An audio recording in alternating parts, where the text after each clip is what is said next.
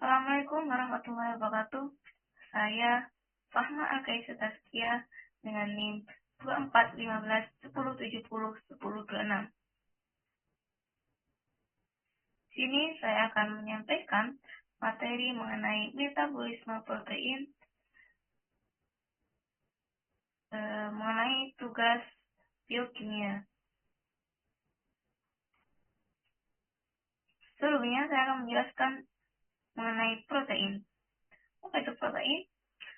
Protein adalah makromolekuler yang sangat penting untuk kehidupan dan berfungsi dalam hampir semua proses biologis organisme hidup. Organisme hidup ini bisa berupa manusia, tumbuhan, maupun hewan.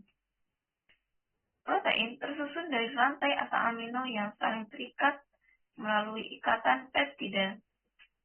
Nah, protein tersusun dari peptida kemudian menjadi amino asid menjadi polimer, dan polimer menjadi monomer.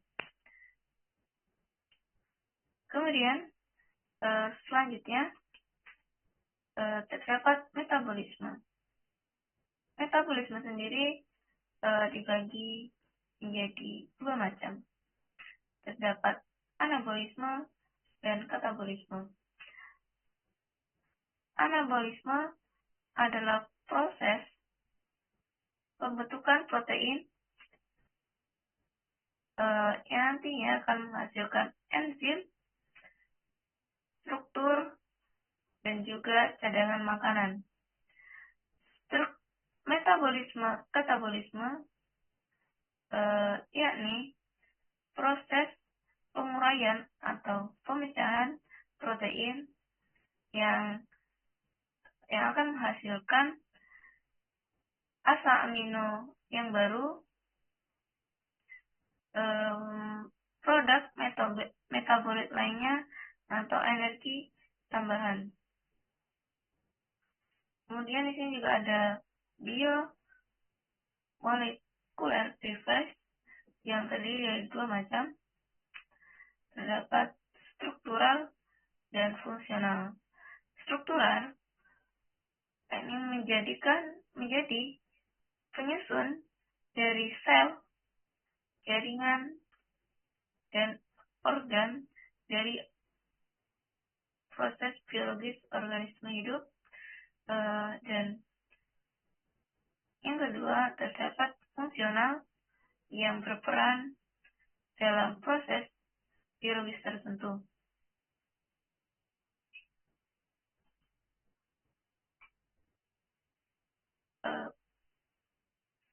Asam amino ini berperan penting dalam proses protein. Dalam proses tersusunnya protein, struktur dasar dari asam amino yakni gugus amin, yakni NH2, ada gugus karboksil,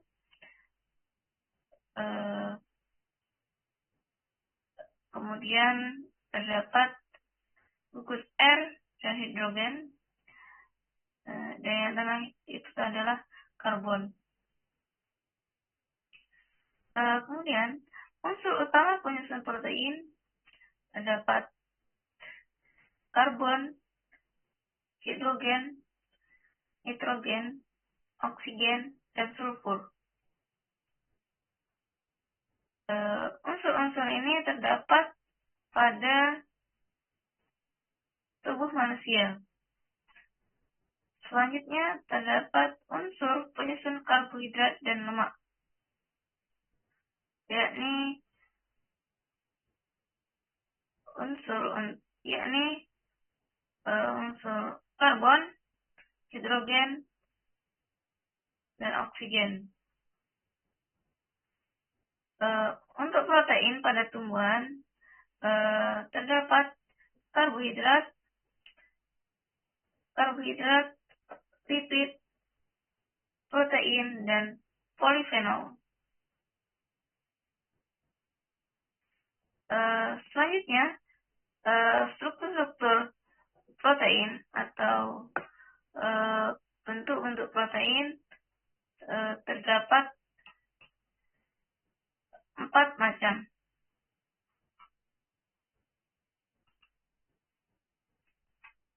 yakni struktur primer. Yang pertama, yang terbentuk dari rantai linear yang terdiri dari asa amino yang berikatan, atau disebut dengan rantai polipeptida.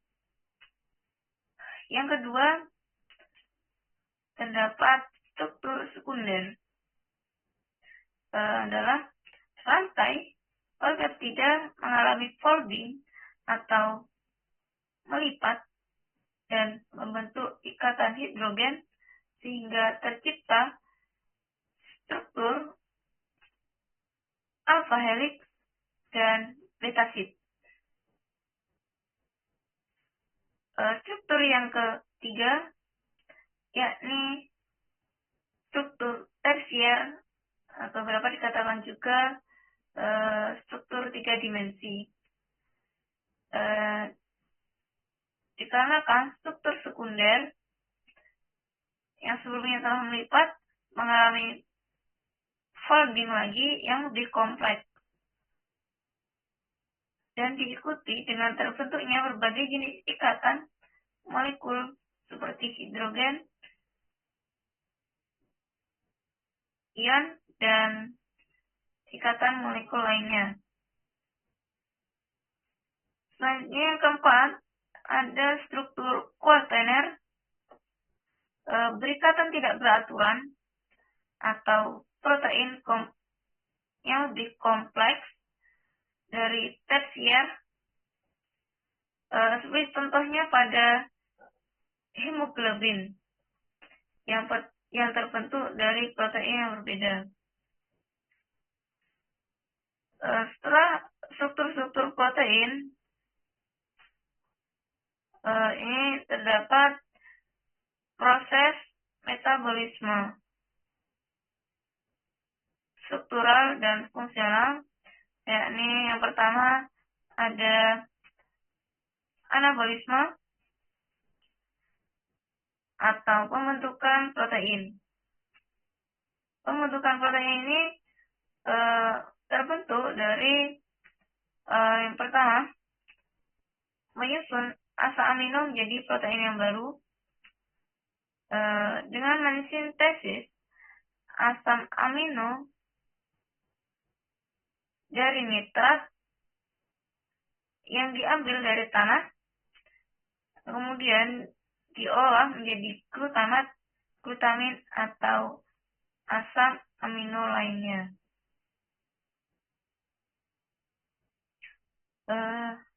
Setelah itu glutamin atau asam amino lainnya telah diolah, disintesis protein di ribosom, dan pada ribosom ini menyusun asam amino berdasarkan instruksi gen mRNA. Dari proses pembentukan asam amino dari nitrat menjadi glutamin dan asam amino, kemudian di ribosom menjadi instruksi gen mRNA tersebut menghasilkan protein baru berupa enzim yang berfungsi untuk mempercepat reaksi metabolisme dan dapat menghasilkan struktur yang membentuk dinding sel, membran, dan sitoskeleton. Kemudian juga dapat menghasilkan cadangan makanan untuk organisme hidup. Setelah contohnya dalam biji kedelai dan padi. Analogi dari proses metabolisme anabolisme yakni ketika bahan makanan diolah bahan makanan seperti sayur mayur atau lauk-lauk lainnya yang diolah menjadi hidangan yang diolah menjadi hidangan yang baru oleh koki. Selanjutnya setelah metabolisme anabolisme terdapat metabolisme katabolisme. Metabolisme katabolisme yakni menghancur atau proses pengurangan atau pemecahan protein. Proses ini menghancurkan protein yang tidak terpakai atau telah rusak dan protein yang berlebih. Proses ini kemudian didaur ulang dan dijadikan energi atau komponen yang lain. Proses utamanya yakni dengan proteolisis. Ini protein dipotong oleh protease di vakuola. Kemudian melakukan pelepasan asam amino. Hasil pemecahan asam amino ini bisa dipakai untuk daur ulang. Kemudian diaminase gugus amino dilepas menghasilkan amonia, lalu amonia menghasilkan dan menjadi tangkai karbon.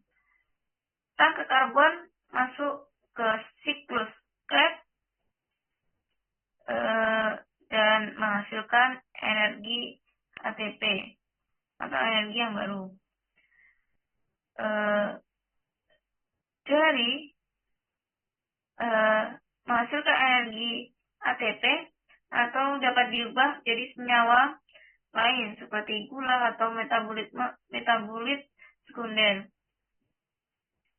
Hasil dari katabolisme atau pemecahan protein ini menjadi asam amino yang baru, energi tambahan, dan juga produk metabolit lain. Analogi dari proses metabolisme katabolisme dapat dianalogikan sebagai makanan yang telah basi, kemudian diolah atau didaur ulang menjadi kompos atau biogas.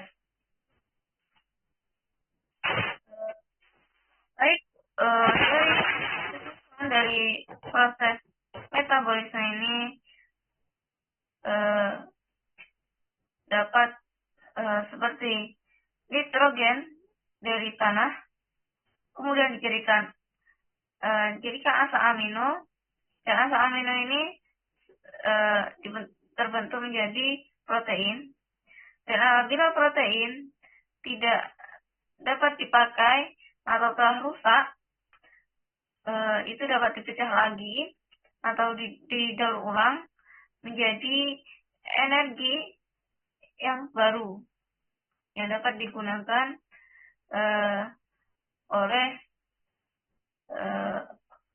oleh tumbuhan, manusia, ataupun hewan. Baik, terima kasih.